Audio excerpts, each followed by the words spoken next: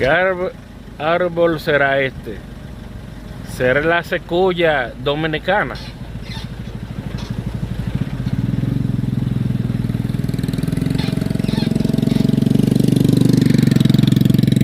Yo nunca había visto este tipo de árbol. Muy bonito.